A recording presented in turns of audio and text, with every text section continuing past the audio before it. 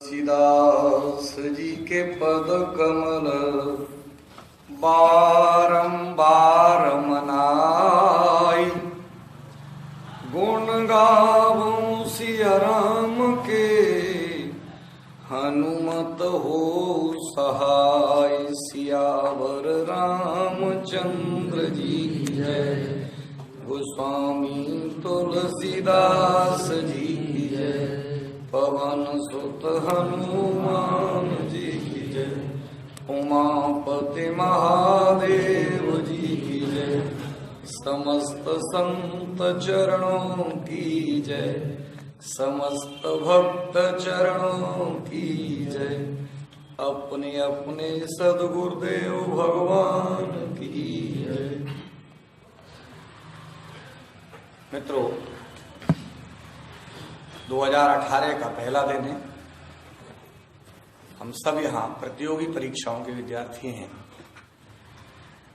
बहुत स्पष्ट उद्देश्य है जीवन का, इस परीक्षा रूपी युद्ध में विजय प्राप्त करना। रामायण में इस परीक्षा रूपी युद्ध में विजय प्राप्त करने के लिए महामंत्र दिया गया है, सफलता का महामंत्र। आज पूरे समय इसकी चर्चा करते हैं, कैसे प्राप्त होती है सफलता, क्या क्या करना पड़ेगा हमें, तब जीवन में सफलता प्राप्त होती है। बहुत सरल है सफलता प्राप्त करना। सफलता के लिए सामान्यतया आदमी विभिन्न साधनों की अपेक्षा करता है। जीवन में साधन होंगे तो सफल हुआ जा सकता है। अच्छा शिक्षक मिल जाए, अच्छी कोचिंग मिल जाए, अच्छी पढ़ाई हो जाए, अच्छी किताबें मिल जाए, पैसा हो। सफलता के लिए भिन्न भिन्न प्रकार के साधन चाहिए, ऐसा सामान्य मान्यता है, अवधारणा है। परंतु रामचरितमानस की अवधारणा इससे एकदम भिन्न है, जो ऐतिहासिक दृष्टि से खरी उतरी है। प्रत्येक कालखंड में, प्रत्येक युग में, प्रत्येक स्थान पर सार्वभौमिक मंत्र क्या है सफलता का, इसे महामंत्र कहा जाता है। गोस्वामी तुलसीदास जी ने राम नाम को महामंत्र कहा। महामंत्र जोई जपत महेशु, काशी मुकुत हेतु उपदेशु। राम नाम महामंत्र क्यों है? जैसे जैसे राम के व्यक्तित्व और कृतित्व को समझते जाओगे, राम नाम जपने में आनंद की अनुभूति बढ़ती जाएगी। कोई नाम नहीं है, 2 अक्षर का शब्द मात्र नहीं है, राम तो महामंत्र है। और महामंत्र क्या होता है? मंत्र का अर्थ ही होता है मम त्राण करने वाला। त्राण यानी रक्षा, जो मेरी रक्षा करे प्रत्येक स्थिति में, वह मंत्र कहलाता है।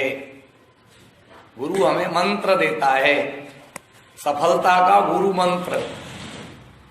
और गुरु के पास क्या मंत्र है? गुरु के पास तो एक ही मंत्र है, राम नाम।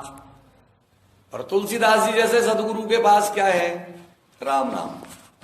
तुलसीदास जी ने ठोक के कहा, प्रीति प्रतीति जहां जाकी, तहां ताको काज सरो। दुनिया में प्रत्येक व्यक्ति को सफलता 2 चीजों से मिलती है। प्रीति होनी चाहिए और प्रतीति होनी चाहिए। प्रीति प्रतीति जहां जाकी, तहां ताको काज सरो। अपनो काज राम नाम ही सो, तुलसी ही समझ परो। मेरे को जो सफलता प्राप्त हुई है, गोस्वामी जी कहते हैं, वो राम नाम से ही प्राप्त हुई है। इसीलिए मेरे लिए महामंत्र है राम। और मैं भी केवल यही कह रहा हूं, महामंत्र है राम। राम नाम अवलंबन एकू। राम नाम के अलावा कोई और अवलंब नहीं है सफलता प्राप्त करने का।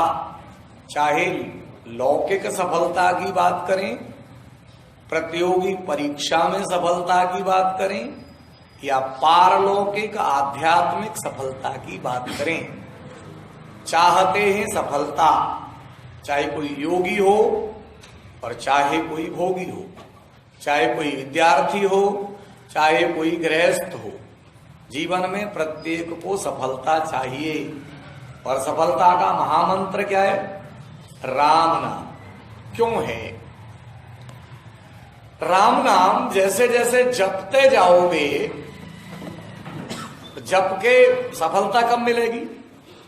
जब उसमें प्रीति उत्पन्न होगी। और प्रीति कब उत्पन्न होती है? जब प्रतीति होती है। प्रतीति यानी विश्वास, प्रीति यानी प्रेम। नाम में प्रेम कब उत्पन्न होगा? जब नाम के प्रति प्रतीति होगी। और प्रतीति कब होती है? जब उसके बारे में जानते हैं।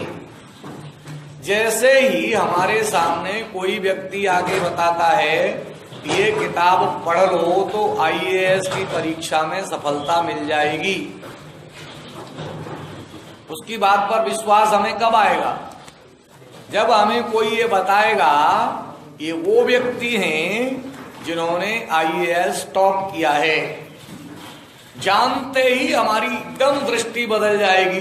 अच्छा, टॉप किया है? हाँ भाई साहब, कौन सी किताब बताई थी? जिस किताब को लिखने के लिए हम बहुत बेमन से बैठे थे, जैसे ही हमने जाना कि बताने वाला आईएएस टॉपर है, हमारी उसमें प्रतीति हो गई। और प्रतीति होते ही प्रीति हो गई। इसको गोस्वामी जी ने कैसे लिखा? जाने बिनन होए परतीति। जब तक हमें ज्ञान नहीं होता किसी के बारे में, तब तक विश्वास नहीं होता। और बिन परतीति होए नहीं प्रीति।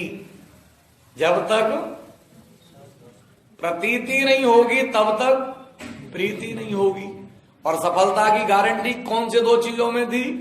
प्रीति प्रतीति जहां जाकी तहां ताको काज सरो। जिसको दो चीजें एक स्थान पर हो जाएं, प्रीति भी हो जाए और प्रतीति भी हो जाए, तो वो क्या करने लगता है? उसकी मानने लगता है। राम नाम की हम कब मानेंगे? जब राम के ऊपर हमें प्रतीति हो जाए। प्रतीति कब होगी? जब राम के बारे में जानेंगे। जैसे जैसे ज्ञान होता जाएगा। राम को सफलता कैसे प्राप्त हुई? राम अयोध्या के महाराज दशरथ के पुत्र थे, इसलिए रावण पर विजय प्राप्त कर सके क्या? राम के पास बहुत संसाधन थे, इसलिए विजय प्राप्त कर सके क्या? राम के पास इनमें से कुछ भी नहीं था। राम तो 14 वर्ष के वनवास के लिए निकले थे, जैसे हम परीक्षा में तैयारी के लिए निकले हैं। राम इस संकल्प के साथ निकले थे कि नगर में पैर नहीं रखूंगा। 14 साल वचन दिया था उन्होंने। तापस वेश विशेष उदासी 14 वर्ष राम वनवासी। तापस वेश रहेगा, विशेष उदासीनता रहेगी। न्यू ईयर मनाने की छूट नहीं थी राम को 14 साल तक। इसलिए जब सुग्रीव को राज्य देने का नंबर आया तो राम ने मना कर दिया, 14 साल तक मैं नगर में नहीं जाऊंगा। लक्ष्मण गए थे राज तिलक करने। लंका जीत के जब विभीषण का राज तिलक करने का नंबर आया था तो सोने की उस लंका में राम ने पैर नहीं रखा। ये दृढ़ प्रतिज्ञता है जो सफलता दिलाती है। कब? बिना साधनों के। संघर्ष कितना बड़ा है राम का? केवल नौकरी प्राप्त करने का संघर्ष नहीं है। उस जमाने की सबसे बड़ी ताकत यानी रावण के विरुद्ध संघर्ष है। साधन क्या है? रावण की तुलना में बेहद कम। रावण के पास साधनों का अंबार है। शानदार रथ पर बैठकर रावण युद्ध करने के लिए आया। इसमें सब प्रकार के हथियार भरे हुए हैं, सारी मायावी शक्तियां हैं। रावण सारे सुरक्षा उपकरणों से लैस है। और राम के पैर में जूते तक नहीं थे, क्योंकि चरण पादुका तो भरत ले गए थे। रावण बिना सारे संसाधनों के युद्ध में नहीं आया, रथ पर सवार है, सारे सुरक्षा साधनों से लैस है, और राम बिना जूतों के हैं। पद त्राण भी नहीं है राम के पास, बाकी और कोई कवच अवच की तो गुंजाइश ही नहीं है। ये दृश्य जैसे ही विभीषण ने देखा, तुलसीदास जी ने लिखा, रावण रथी बिरथ रघुवीरा, देखी विभीषण भयउ अधीरा। रावण रथ पर सवार है और रामचंद्र जी नंगे पैर हैं, सर पर कोई त्राण नहीं है, पैरों में जूते नहीं हैं। विभीषण को ये अंतर बहुत अखरा, और विभीषण ने कहा, आपके पास न जूते हैं, न सर पर धारण करने के लिए कोई सुरक्षा चक्र, इस महान योद्धा को कैसे जीत पाओगे? केहि विधि जितब वीर बलवाना, ये हमारे लिए कथा है। राम जी समझ गए विभीषण का मनोबल टूट रहा है, और युद्ध में जीत मनोबल से होती है। दुनिया की किसी भी परीक्षा में सफलता का सबसे बड़ा साधन क्या है? मनोबल। राम जानते हैं अगर मनोबल टूट गया एक बार तो फिर विभीषण लड़ नहीं पाएगा। इसीलिए राम विभीषण का मनोबल ऊंचा करने के लिए और विभीषण के माध्यम से हमारा, क्योंकि विभीषण क्या है? भीषण से भीषण स्थितियों में भी जो अपनी विशेषता को बनाए रख सके उसको कहते हैं विभीषण। विभीषण कोई व्यक्ति का नाम नहीं है। विभीषण क्या है? एक प्रवृत्ति है। जरा सी परेशानियां आई और हम विचलित हो गए, ये साधारण मनुष्य का लक्षण है। हनुमान जी ने पूरी लंका में किसको खोजा? सीता की खोज कौन बताएगा, मार्गदर्शन करेगा, रास्ता बताएगा? हनुमान जी पूरी लंका में घुमाए। मंदिर मंदिर प्रतिकर शोधा, देखे जहां तहां गणित जोधा। गयौ दशानन मंदिर माही, अति विचित्र कही जात सुनाही। शयन किए देखा कपिते ही, मंदिर महुन दीख वैदेही। पूरी लंका में सीता नहीं दिखाई दी, तब हनुमान जी की दृष्टि कहां पड़ी? भवन एक पुनि दीख सुहावा, हरि मंदिर तहां भिन्न बनावा। ये पहचान थी। बाकी सारे राक्षस अपने घर को क्या कहते हैं? मंदिर, क्योंकि देह को ही मैं मानते हैं, और जहां मैं रहता हूं वही मेरा मंदिर है। ये राक्षसी प्रवृत्ति है, पूरी लंका में सर्वत्र पाई गई। हनुमान जी समझ गए ये स्वयं को ही परमात्मा माने बैठे हैं। इस पूरी लंका में एक घर ऐसा दिखा जहां मंदिर अलग से बना हुआ था भगवान का। तब हनुमान जी को समझ में आई ये व्यक्ति इस लंका में सबसे हटके है, इसलिए इससे जान पहचान करूंगा। ये सन हट कर यों पहचानी, साधु ते होए न कारज हानि। विप्र रूप धरि वचन सुनाए, सुनत विभीषण उठित आए। देखा, मुलाकात हुई, मुलाकात में हनुमान जी के मन में एक प्रश्न है, इस भीषण लंका में आप कैसे रहते हो? क्योंकि लंका हनुमान जी ने पूरी देख ली थी। क्या किसी के मन में न किसी के प्रति कोई दया है, न कहीं कोई ममता है, न कहीं कोई अपनत्व है। प्रत्येक व्यक्ति अपने ही भोग में डूबा हुआ है। इस भीषण स्थिति में आप जैसा सज्जन व्यक्ति कैसे रहता है? विभीषण ने एक छोटा उत्तर दिया था हनुमान जी को। सुनहु पवन सुत रहनी हमारी, जिमि दसन निमह जीव विचारी। हम लंका में ऐसे रहते हैं जैसे दांतों के बीच में बिचारी जीभ रहती है। क्या अर्थ लेंगे हम इसका? कुछ सामान्य अर्थ ऐसे ले सकते हो। जानते ही हो दांतों के बीच में जीभ कैसे रहती है? बहुत बुरी अवस्था में। दांत जब चाहें तब जीभ को काट सकते हैं। परंतु विभीषण की स्थिति लंका में ऐसी है क्या? नहीं है। रामायण का वर्णन तो कुछ और कह रहा है। क्या कह रहा है? रामायण में लिखा गया है कि जब हनुमान जी, बाद में हनुमान जी ने देखा, उत्तर देके विभीषण ने तो फ्री कर दिया हनुमान जी को, सीता कैसे मिलेंगी रास्ता बता दिया। और हनुमान जी के मन में ये चल रहा है, जिमे दसन निमह जीव विचारी।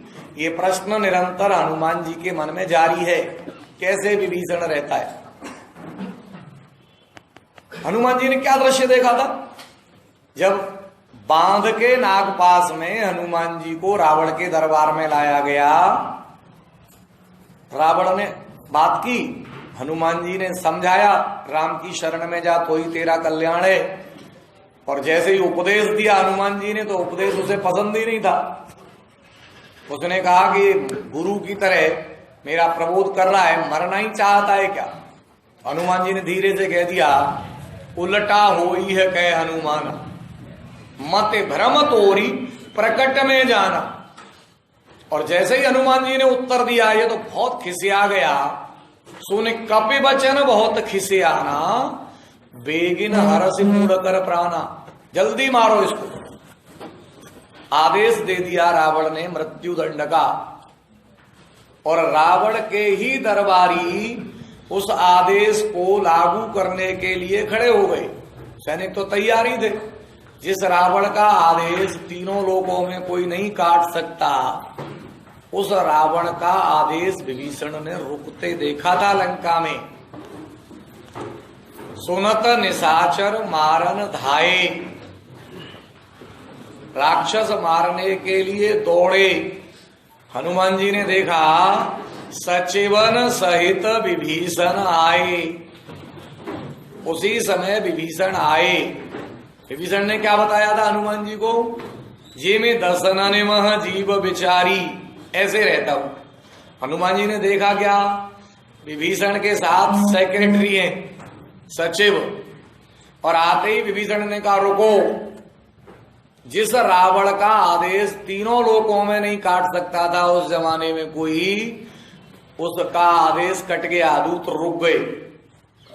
ये विभीषण की स्थिति देखी उन्होंने। फिर विभीषण ने रावण से प्रार्थना की, नाय शीस कर विनय बहुता। सिर नवाया, बहुत प्रार्थना की और अपना मत बताया। नीति विरोधन मारिय दूता, ये नीति के विरुद्ध है, दूत का वध नहीं किया जाता। क्योंकि दूत जो बोलता है वो अपनी बात नहीं बोलता, वो तो उसके स्वामी ने जो कहने के लिए उसे भेजा है वो उसकी बात कहता है। स्वामी ने गाली दी है तो वो यहां गाली देगा, अपनी ओर से उसमें कुछ न जोड़ेगा न घटाएगा। इसलिए नियम है, नीति है कि दूत को कभी मारा नहीं जाता, कुछ भी बोले। और क्या हुआ? विभीषण की इस बात का समर्थन पूरी लंका की सभा ने किया। हनुमान जी देख रहे हैं सारा दृश्य। पूरी सभा ने क्या कहा? एकदम सही कहा है विभीषण जी ने। सभा तो छोड़ो, रावण भी विभीषण से सहमत हो गया, बहुत जोर से हंसा रावण। सुनत बेहस बोला दस कंधर, ठीक है ठीक है, अंग भंग कर पठैय बंदर। अंग दंड देने की बात कह रहे हो, तो दूसरा दंड यह है कि इसका कोई अंग भंग कर दो। बंदर की सबसे ज्यादा ममता पूंछ पे होती है, इसकी पूंछ में आग लगा दो। हनुमान जी ने सारा दृश्य देखा और दृश्य देखने के बाद फिर चौपाई पे विचार कर रहे हैं। विभीषण ने मुझे क्या बताया है, जे में दर्शन निमह जीभ विचारी। हनुमान जी ज्ञानियों में अग्रगण्य हैं।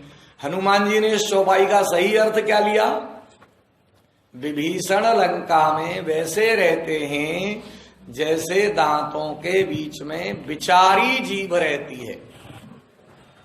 तो विचारी शब्द का अनेकार्थी क्या, अनेकार्थी पढ़ रहे थे, अनेकार्थी क्या है उसका, एक अर्थ तो है कोई मरा गिरा सा विचारी, लेकिन दूसरा अर्थ है विचार पूर्वक अपनी मर्यादा में। ये अर्थ हनुमान जी को जम गया। विभीषण लंका में वैसे रहते हैं जैसे दांतों के बीच में विचारी जीभ रहती है। तो दांतों के बीच में विचारी जीभ कैसे रहती है, अत्यंत ठाठ से। जब तक जीभ मर्यादा में रहती है, सारे 32 के 32 दांत कोशिश करें, जीभ का कुछ नहीं बिगाड़ सकते, चाहे जितनी ताकत लगा ले, खूब टच भी नहीं कर सकते जीभ को। और जीभ चाहे तो दांतों को चाहे जैसे बाहर निकलवा सकती है, वैधानिक या अवैधानिक। वैधानिक ढंग से कैसे, डॉक्टर के पास जाके कह दे मेरे दांतों में बहुत दर्द है, पूरी 32 ही निकाल दो, दांत समझा पाएंगे डॉक्टर को, बदला ले रही है मत निकालो। ये दांतों की सामर्थ्य नहीं है। जीभ चाहे तो 32 के 32 को बाहर निकाल सकती है। अच्छा, पैसे खर्च नहीं करने हो तो वैसे भी निकलवा सकती है। न्यू ईयर पे किसी दादा टाइप लड़के को गाली दे दे जीव, तो क्या रिजल्ट होगा। एक कह रहा था ना दूसरे से गुस्से में, ऐसा एक लड़का बैठा था, वो कह रहा था मुझे मत उलझना, नहीं तेरे 64 दांत बाहर निकाल दूंगा। बगल में इनके जैसा बैठा था एक, उसने कहा भैया दांत तो 32 ही होते हैं। बोले मुझे मालूम था तू बीच में बोलेगा, मैंने तेरे भी जोड़ लिए। जीभ को कुछ करना नहीं है, जीभ को तो केवल बोलना है, चाहे जैसे बाहर निकलवा सकती है, दांत उसका कुछ नहीं बिगाड़ सकते। लेकिन अगर जीभ मर्यादा का उल्लंघन करती है, 1 मिलीमीटर भी बाहर निकली अपनी सीमा से, तो कोई भी एक दांत जीभ को घायल करने के लिए पर्याप्त है। जीभ कुछ नहीं कर सकती अगर मर्यादा के बाहर आ गई। विभीषण ने क्या समझाया हनुमान जी को, हम लंका में कैसे रहते हैं, जैसे दांतों के बीच में विचारी जीभ। इसीलिए उसका क्या नाम है, विभीषण। भीषण से भीषण स्थितियों में भी अपनी मर्यादा का पालन करते हुए अत्यंत ठाठ से रहा जा सकता है। यह विभीषण के जीवन से सीखने को मिलता है। उस विभीषण को राम जी समझा रहे, वो भी विचलित होने लगा है, मनोबल टूटने लगा है। 4-5 बार सिलेक्शन नहीं होने से प्रतियोगी परीक्षार्थी का मनोबल टूटने लगता है तो वो भी विभीषण। भीषण से भीषण स्थितियों में तैयारी करता है, परीक्षा देता है, रिजल्ट नहीं आता, मन को हिम्मत बनाता है, अगले बार से दूसरी परीक्षा देता है, फिर 1 नंबर से रह जाता है, मन थोड़ा टूटता है, फिर मर्यादा में रहते हुए तैयारी करता है। लेकिन 5-6 बार के बाद जब वो देखता है कि अब तो साइंस पूछने लगे, अब तो कंप्यूटर पूछने लगे, गणित के पता लगा 70 क्वेश्चन आ रहे हैं, तो उसका मनोबल टूटने लगता है। रामचंद्र जी से विभीषण का यही प्रश्न है, प्रतियोगी परीक्षाओं के इस भीषण दौर में कैसे सफलता प्राप्त की जा सकती है, क्योंकि सामने रावण है। प्रतियोगी परीक्षाएं क्या है? सारी अस्त्र शस्त्रों से सुसज्जित रावण, और हम क्या हैं? राम। हमारी स्थिति राम जैसी है, इसके पास संसाधन उतने नहीं हैं जिस पे भरोसा किया जा सके। तो विभीषण का मनोबल टूटने लगता है, उसको लगता है कि अब पिताजी ज्यादा दिन नहीं पढ़ा सकते, क्योंकि लड़कियों को तो पहली बार में कह देते हैं 1 साल और दे रहे हैं तुमको, तुम्हें जो करना हो इस साल में कर लो, अगले साल तुम्हारी शादी कर देंगे। और लड़के को देखते ही पिताजी माताजी से कह देते हैं तुम्हारी औलाद कुछ कर ही नहीं सकती। इन स्थितियों में वो जी रहा है, इन स्थितियों में राम कथा चल रही है हमारी। तब राम क्या करते हैं? राम नाम का प्रताप क्या है? राम को क्या जानना? राम कहते हैं, विभीषण जो तुम देख रहे हो रावण के पास रथ, जिससे तुम इतने भयभीत हो, इस रथ से जीत नहीं हुआ करती। कहु राम सुन सखा सुजाना, जेहि जय हो सो स्यंदन आना। स्यंदन पर्यायवाची है रथ का, सब याद रखना साथ साथ, कथा ही नहीं है केवल, क्लास भी है। जेहि जय हो सो स्यंदन आना, जिससे विजय प्राप्त होती है वह स्यंदन दूसरा ही होता है, रथ। मेरे पास वो रथ है। कौन सा है वो रथ? राम एक एक करके बताते हैं। धर्म रथ है मेरे पास, जिस पर मैं सवार हूं, और विजय उसी की होती है, इसके पास धर्म रथ होता है। प्रतियोगी परीक्षा में सफलता का महामंत्र है धर्मरथ। तुम में से जिसके पास भी ये धर्मरथ होगा, संसार की कोई परीक्षा उसे असफल नहीं बना सकती, चाहे लौकिक हो चाहे पारलौकिक। क्या है धर्मरथ? राम बताते, सौरज धीरज तेहि रथ चाका। रथ में जो पहिए लगे होते हैं, धर्मरथ के पहिए क्या हैं? शौर्य और धैर्य। प्रतियोगी परीक्षा में ये 2 पहिए हैं जिन पर तुम्हारा रथ चलेगा। क्या चाहिए?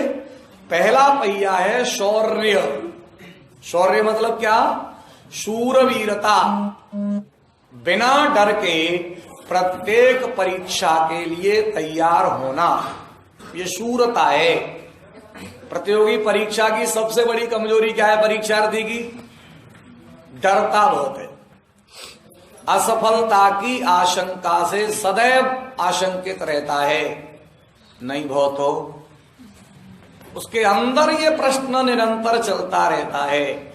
जिस दिन परीक्षा देने जाता है पता लगता है सब आते हुए भी भूल गया। इस भय से आशंकित रहता है, शूरवीरता नहीं होती। शूर कौन होता है? इसमें शौर्य होता है, और शौर्य पहिया है धर्मरथ का, इस पर धर्मरथ चलता है। पहली शर्त और पहला सूत्र क्या? जिंदगी में कभी डरना नहीं चाहिए, क्योंकि हम जो कर रहे हैं ये हमारा नहीं है। मैं कर रहा हूं, इस कर्तापन का राम में लेश मात्र भी नहीं है। परशुराम जी ने धनुष टूटने के बाद राम को कहा था, धनुष तोड़ने के बाद अपने को भारी योद्धा समझ बैठा है।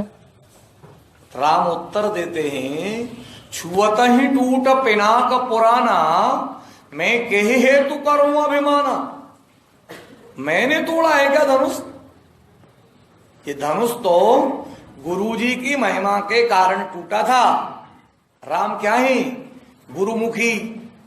जितने राजा धनुष यज्ञ में बैठे थे वो सब मनमुखी थे। सबके मन में क्या चल रहा है? सीता अपने को ही मिलनी चाहिए, क्योंकि त्रिभुवन जय समेत वैदेही, धनुष तोड़ने वाले को क्या मिलेगा? त्रिभुवन जय, तीनों लोकों की जीत। और सीता बिन ही विचारी बरे हटते ही, धनुष तोड़ दिया तो फिर विचार करने की जरूरत नहीं है, ये माना जाएगा ये तीनों लोकों का विजेता है। सीता उसके गले में वरमाला डाल देगी, सामने दिखाई दे रही है उसे सीट, पोस्ट, ये मिलने वाली है। इसीलिए प्रत्येक राजा क्या चाहता है? मैं ही तोड़ूं। जैसे ही कोई दूसरा जाता है तोड़ने तो मन ही मन क्या करता है? अपने देवी देवताओं को प्रणाम करके प्रार्थना करता है, इससे नहीं टूट पाए, क्योंकि अंदर जलन है, टांग खिंचाई की भावनाएं, नहीं टूटता उससे, बड़ा खुश होता है, अपने देवी देवताओं को धन्यवाद कहता है, थैंक यू सर। फिर खुद उठता है, फिर प्रार्थना करता है, मुझसे तो तोड़वा देना। ताकत लगाता है, नहीं हिला पाता, बेइज्जत होके आके बैठ जाता है, थोड़ा उलाना देता है, मरवा दिया। फिर जो जैसे ही नया जाता है तो उठाने के लिए, तो फिर प्रार्थना करता है देवी देवताओं से, अब इतना तो करना कम से कम, ये तो नहीं उठा पाया, मैं नहीं उठा पाया, कोई और नहीं उठा पाएगा तो उतनी बेइज्जती नहीं होगी जितनी दिख रही थी। कोई नहीं उठा पाया तो कोई बात नहीं। लगातार पूरे समय इसी प्रयास में लगे हुए हैं सारे राजा, क्योंकि वो सब मनमुखी हैं, सबको सफलता चाहिए। अकेले राम क्या है? गुरुमुखी। कर्तापन है ही नहीं अंदर, मैं करने वाला हूं, ये भाव ही नहीं। न उठे, न धनुष देखा, न प्रयास किया। किसको देख रहे हैं? गुरु की ओर। और तब गुरु ने क्या कहा? विश्वामित्र समय शुभ जानी। गुरु को पता है एग्जाम क्रैक करने का प्रॉपर तरीका और समय क्या है, बता दिया। उठो राम, अब तैयारी पूरी है, धनुष टूटने का समय आ गया है। क्योंकि वास्तव में तो वो परमाणु हथियार था, टाइम बम है, और टाइम बम में टाइमर लगा है। और विश्वामित्र एक्सपर्ट हैं, परमाणु वैज्ञानिक थे विश्वामित्र, इसीलिए राक्षस उनके आश्रम पर हमले करते थे, बिना बात नहीं करते थे। कोई ऋषि यज्ञ करे, राक्षस हमला क्यों करेगा? इनके आश्रम पे बार बार हमले क्यों हो रहे थे? राम को मांगने क्यों गए थे? क्योंकि ये DRDO चला रहे थे उस जमाने का, परमाणु हथियारों पर अनुसंधान करते थे। राक्षस जानते थे कि अगर ये परमाणु हथियार बना दिए तो फिर ये अजेय बना देंगे भारत को, इसलिए उन पर हमले करते थे टारगेट करके।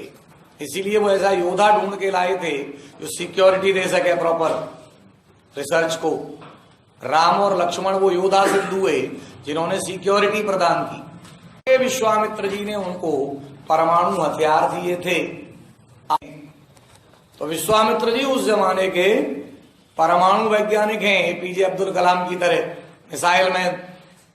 उनको मालूम है जनक के पास भी ये जो धनुष पड़ा हुआ है ये क्या था? टाइमर लगा हुआ, टाइम बम। विश्वामित्र ने देख लिया, जनक ने बुला के सब दिखाया। रंग अबन सब मुने ही दिखाई। चौपाई ध्यान से समझोगे तो तुमको समझ में आएंगी चीजें। विश्वामित्र जी को ले जाके पूरी रंगशाला का निरीक्षण करवाया। विश्वामित्र जी ने धनुष देखा, और धनुष देखने के बाद विश्वामित्र जी को मालूम है इसमें कब ब्लास्ट होगा, टाइमर क्या है इसका। इसीलिए बाकी सब कोशिश कर रहे हैं, हिलने का सवाल ही नहीं है, क्योंकि वो तो तोड़ रहे हैं ना, टूटेगा कैसे, वहां तो ब्लास्ट होना है। और विश्वामित्र जी ने जैसे ही देखा कि अब सही टाइम आ गया, तब उन्होंने कहा राम को, उठो राम पंजहु भव चापू। सफलता कब मिलती है? एक निश्चित समय आने पर। ये समय जानता कौन है? गुरु। बताता किसको है? गुरुमुखी को। कर्तापन का अभिमान जिसमें नहीं है उसको। राम चुपचाप सहजता से उठे। ऐसा नहीं कि तुम्हारी तरह चालू हो जाए, इतनी देर से तो मौका नहीं दिया आपने मुझे, कोई और तोड़ लेता तो, शिकारी ले जाता तो, हम नहीं पढ़ रहे तुमसे। ये विश्वामित्र जी से नहीं कहते राम। राम चूंकि गुरु के प्रति असीम श्रद्धा है, गुरु को जो ठीक लगेगा कहेंगे, गुरुमुखी हैं, इस भाव से ओतप्रोत हैं। सुने गुरु वचन चरण सिर नाबा, पैरों में मस्तक नवाया, खड़े हो गए। ठाड़ भयो के सहज सुभाई, धनुष के पास पहुंचे और पहुंचने के बाद वहां से फिर प्रणाम किया गुरु को। गुरु है प्रणाम मन ही मन कीना, इसलिए एक चौपाई लिखी गई जिसका अर्थ आज तक नहीं बता पाते लोग। इतने राजा वहां बैठे हैं, पूरी जनक की प्रजा बैठी है, और जब धनुष टूटा तो चौपाई क्या लिखी गई? लेत चढ़ावत खेचत गाढ़े, काहू न लखा देख सब ठाड़े। कोई देख ही नहीं पाया, ते क्षण राम मध्य धनु तोरा। धनुष टूट गया, और हुआ क्या टूटने से? अगर राम तोड़ते सामान्य ढंग से तो चट्ट होनी चाहिए थी, वहां चट्ट नहीं हुई। भरेऊ भुवन धुने घोर कठोरा, तीनों लोकों में जबरदस्त आवाज हुई, परमाणु विस्फोट हुआ। इसलिए इतनी बड़ी आवाज है, भरे भुवन घोर कठोर, रब रविबाज तज मार्ग चले। सब हिलने लगे, शेष तक कांप गए, इतना जबरदस्त ब्लास्ट है। इसीलिए राम कहते हैं परशुराम जी से, छुअत ही टूट पिनाक पुराना। मैंने तो टच किया था, उस जमाने में थी टच की समस्या, असफलता अभी नहीं मिली, थोड़ी देर बाद हम असफल हो गए ऐसा नहीं हुआ, अभी सफलता से नहीं हुए और थोड़ी दूर रह गए सफलता, या थोड़ी देर बाद सफलता। शौर्यता के बूते पे आप डरते बिल्कुल नहीं हो, लेकिन प्रतियोगी परीक्षा के लिए अनिवार्य शर्त क्या है? धैर्य। जगह ही नहीं निकल रही संविदा की, पिछले 11 के आएगा सत्य और शील का। राम का जीवन इन दोनों का उदाहरण है। राम जानते हैं सत्य के अलावा राम के जीवन में और कुछ भी नहीं है, सदैव सत्य। बहुत बार चर्चा हुई है अपनी, ये सत्य का जीवन से घनिष्ठ संबंध है। अपने जीवन को सत्य के जितने निकट रखोगे, तुम्हारा यश पताका संसार में उतना ही फहराएगा। दुनिया में कभी भी कोई झूठे आदमी को पसंद नहीं करता, लेकिन मोबाइल